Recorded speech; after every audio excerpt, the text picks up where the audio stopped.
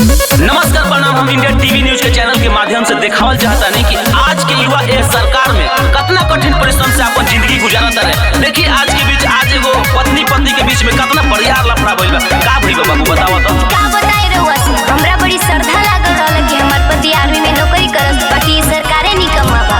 काहे बैठी जब भतर माला हो, जन नौकरी कर आर्मी वाला हो। अरे तो लागी बाबू रे। काहे बैठी जब भतर माला हो, जन नौकरी कर आर्मी वाला हो। जोनी बना हमर जीव के जंजाल हो। अरे सुनो ना नजारा कार भइल जीवा के काल हो। जगहे जगह होता सगरो बवाल हो। नौकरी के करी है, अरे नौकरी के करी है सेना में 4 साल हो। नौकरी के करी है, नौकरी के करी है, नौकरी के करी है।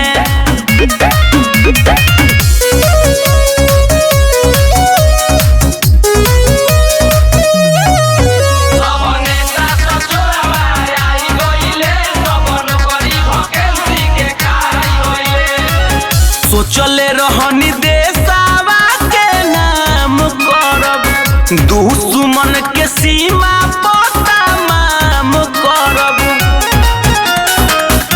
तोय हो राजा कोई साल पढ़ल सहरे में, तोया के अब बैठल बाड़ चुपचाप घरे में। गोरा भइल बाटे घरवा के हाल हो। जाना पाई सीमा पर हो खतम लाल हो। करतिया जनता शासन से सवाल हो। नौकरी के करी है, का भइल बाबू। नौकरी के करी है सेना में 4 साल हो। नौकरी के करी है, नौकरी के करी है, नौकरी के करी है।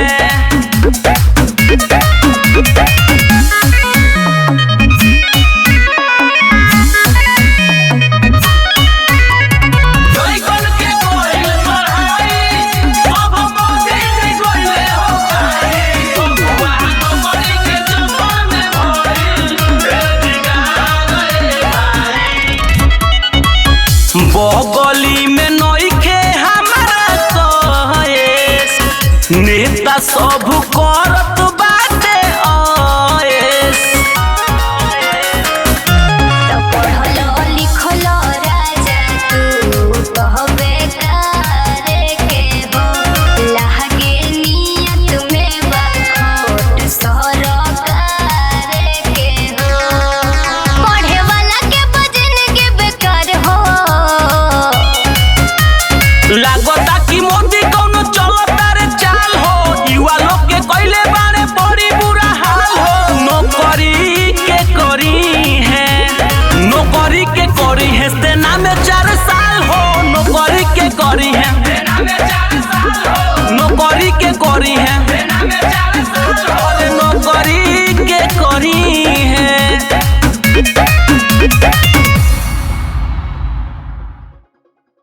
बच्चे को पढ़ा के फौज में कितना मेहनत से भेजते हैं, अपना खून पसीने का कमाई लगा के वो लोग फौज में भेजने का सपना देखते हैं।